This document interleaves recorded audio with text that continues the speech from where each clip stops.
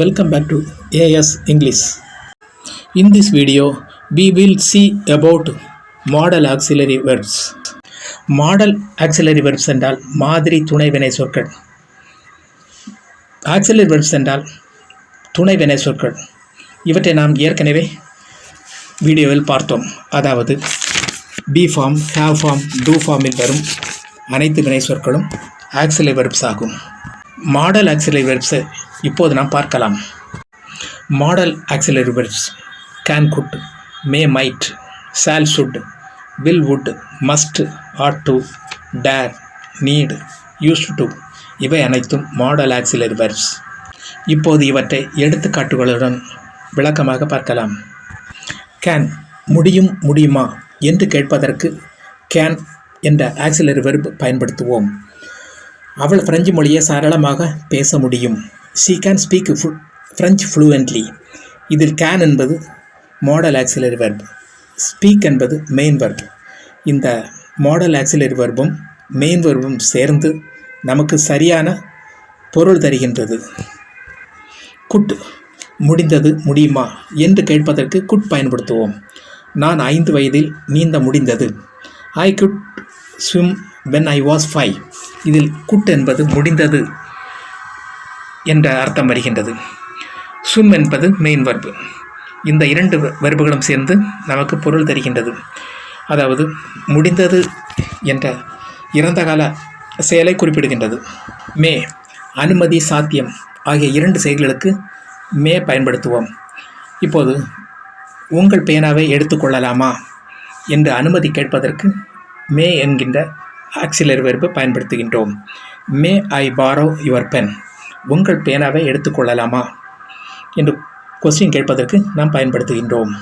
Might ஒருவேளை அல்லது சந்தேகம் ஆகிய வாக்கியங்களுக்கு பயன்படுத்துவோம். It might rain tomorrow. நாளை மழை பெய்யலாம். மைட் என்றால் ஒருவேளை மழை பெய்யலாம் என்பதற்கு, ஒருவேளை என்பதற்கு மைட் பயன்படுத்துவோம். ஷால் விருப்பம் கட்டாயம் ஆகியவற்றிற்கு ஷால் பயன்படுத்துவோம். நான் இப்போது போகலாமா என்று விருப்பப்பட்டோ அல்லது கட்டாயப்பட்டோ நாம் ஒரு கேள்வி கேட்கும்போது இது ஷால் பயன்படுத்துவோம். Shall we go now? Should வேண்டும் கடமை. நீங்கள் அதிக தண்ணீர் குடிக்க வேண்டும் என்று வேண்டுமென்றோ அல்லது கடமையை பற்றி நாம் குறிப்பிடும் போதும் ஷுட் பயன்படுத்த வேண்டும். இப்போது you should drink more water, அதாவது அதிக தண்ணீர் குடிக்க வேண்டும் என்று நாம் சொல்லும்போது ஷுட் பயன்படுத்த வேண்டும். வில் எதிர்காலம் அல்லது விருப்பம். அவர் உங்களை பிறகு அழைப்பார் என்று எதிர்காலத்தை பற்றியோ அல்லது விருப்பப்பட்டு ஒரு வாக்கியத்தை நம்ம பேசும்போது நாம் வில் பயன்படுத்துவோம். அதாவது I will call you later. Later என்றால் பிறகு என்ற அர்த்தம். வுட் நிபந்தனை அல்லது நட்பு கோரிக்கை. உங்களுக்கு கொஞ்சம் காஃபி வேண்டுமா என்று நட்பாகவோ அல்லது நிபந்தனையாகவோ நாம் ஒரு வாக்கியம் பேசும்போது வுட் பயன்படுத்துவோம். Would you like some coffee? Must கட்டாயம் அல்லது அவசியம். எக்ஸாம்பிள் சென்டென்ஸ்: நீங்கள் ஹெல்மெட் அணிய வேண்டும் என்று கட்டாயப்படுத்தியோ அல்லது அவசியமாக நாம் சொல்லும்போது மஸ்ட் பயன்படுத்த வேண்டும். You must wear a helmet. Wear என்பது மெயின் verb, மஸ்ட் என்பது மாடல் auxiliary verb. இந்த இரு வினை சொற்களும் சேர்ந்து சரியான வாக்கியம் நமக்கு அமைக்கின்றது. ought to கடமை அல்லது பரிந்துரை. அவள் மன்னிப்பு கேட்க வேண்டும் ஒரு கடமையாக நம்ம சொல்லும்போதோ அல்லது ப்ரெஸ் பண்ணி ஒரு பரிந்துரையாக நம்ம சொல்லும்போதோ ought to பயன்படுத்த வேண்டும். she ought to apologize. Need தேவை.